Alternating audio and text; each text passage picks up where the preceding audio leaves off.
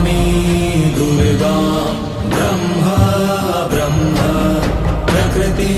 पुरुषरूपां विश्वरूपां सदसदस्वरूपां त्रिगुणात्मिकां च जगत प्रसूतां अजानजानं